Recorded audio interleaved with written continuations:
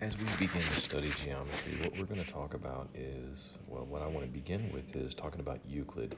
And Euclid was an individual in 300 BC who is known as the father of geometry. So, roughly 2,300 years ago, this individual created what we know today as geometry. And he's given the fact of the father of geometry, and much of the information that he detailed and he was able to discover and write about was used up until the early 20th century as a basic geometry foundation and textbook.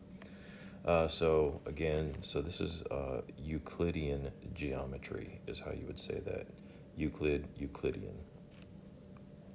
And we want to be able to identify and name undefined terms of a point, a line, a plane, the distance along a line, and of course analyze descriptions and diagrams that illustrate basic postulates about points, lines, and planes. And postulates, those are just sort of accepted practices, not proven but accepted amongst people. And what you will encounter is these postulates, or sometimes called an axiom. It's a statement that's accepted without proof, but a theorem is a statement that has been proven, and we've used different methods to prove it. So just some fine information that we're going to use as we go along. And we're going to talk about a lot of definition or some terms that we really need to understand, and you're probably going to be very familiar with them, but you just didn't understand the purpose or the reason or the theorem or the postulate that gave it that name, gave it that identity. So again, Euclidean geometry guy, really smart for his time, smart for any time, but imagine 2,300 years ago when writing and technology, not everything that it is today, identify the names, undefined terms of a point, lines, plane, and distance along a line, and then analyze descriptions and diagrams that illustrate basic postulates about points, lines, and planes. Again, that postulate is just an accepted statement. It has not been proven, but a theorem has been proven. Okay, as we begin, a point is a name, name's a location, and it has no size, and it's represented by this dot. And we'll learn in our notes that it has 0 dimensions. And when we identify a point, of course, it's going to be a capital letter, so this would be point P. And then if I come over here, I have a line, and a line can be identified. It's a straight path that has no thickness and extends on forever. That's why we have these little arrows. And it has 1 dimension, and then the way we label it is we can label it 2 ways. We can label it line XY, which may look something along the lines of line XY and then above it. Or we could label it with a lowercase letter. So this could possibly be line L. So those are 2 different ways to label a line. And then next we'll talk about a plane, and that's going to be a flat surface. And I don't know if my 3-dimensional drawing will provide for that appearance, but a plane is going to be a flat surface, and that has no thickness and extends forever in all directions, much like the coordinate plane. It's 2 dimensions, 2D, and then it can be identified. We can have something that is coplanar. We may identify the plane with a capital letter, so we could say that this is plane R by drawing it in the corner, or 3 points not on a line. So if I were to take some points, and I have this point, and this point, now they can't be aligned together because they don't form a straight line. But if I were to label them, then I could identify this as plane A, B, C, or plane R. Okay, so those are just some things that we're going to talk about, and we're going to use them understanding. And again, you may you're going to tell me, hey, I already know this, but we're going to get into the fine purposes of it.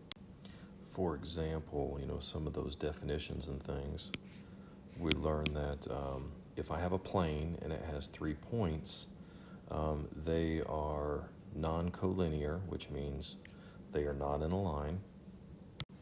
Okay, so let me just throw those words out real quick. Non-collinear and then coplanar. Coplanar just means like these points here, they're all within a plane, but they're not on the same line. And then non-collinear just means that they're not on the same line. So that's some things that we could understand and identify. And then if we have 2 points on the same plane, then those 2 points would have to be collinear, because see, if I take this plane, and we'll call it plane whatever, and I put 2 points on there, and this is N and M, well, if I draw a line between those 2 points, then, or I'm sorry, I can draw a line between those 2 points, therefore they are collinear.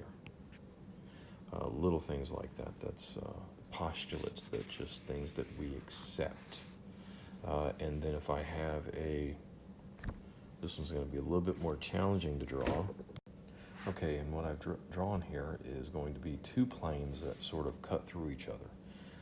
So I have plane S and plane R, which cut through each other, and they cut through each other at a line.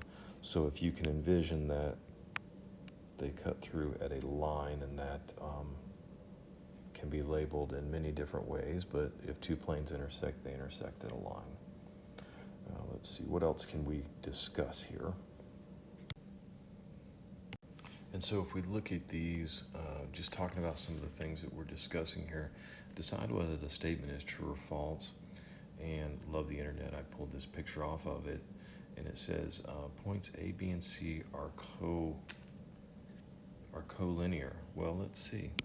If I look at points A, B, and C, well, A and B are collinear, but the 3 of them are not on the same line, so that would be, that's going to be false. Then points A, B, and C are coplanar. Well, now that seems a little bit more logical, because it does seem that C is on the same plane as B and A. It just is not in line with that, so I'm going to go ahead and call that one a yes. Yes, true. Right? They didn't ask if it was yes or no, they asked for true or false. And then point F lies on DE. Well, let's see here. I have point F is over here, and DE is what? DE is intended to be maybe a segment or a line, depending on how it's identified. But F is way over here, so no, that is not the case. So that's going to be false. And then this is the line, right? Line DE lies on plane DEF. Well, line DE is right here. Line DE is right there, and then lies on plane DEF. Well, this plane right here is DEF, because all 3 of those planes exist there. So yeah, that one's gonna fall under true. And let's see, 5, BD. So line BD, and line BD is right here, and it looks like it's passing through both of those planes. That'd be line BD. In case you guys, line BD there goes straight up and down, and DE. Okay, so DE again is right here. There's DE, and they intersect. Yeah, they do. They intersect, and they happen to intersect at a point right there. They intersect at point D, and so we call that one true. And it was point D is where they're going to intersect. And then number 6, we have line BD again. That one that's going straight up and down is the intersection of plane ABC and plane DEF. Well, again, looking at it, it goes through plane DEF, it goes through plane ABC, so yeah, that one's going to be true too. So there you go, just using some of the things that we talked about. And we're going to learn more about the postulates that allow that, but again, some basic information. We're just learning the rules behind it.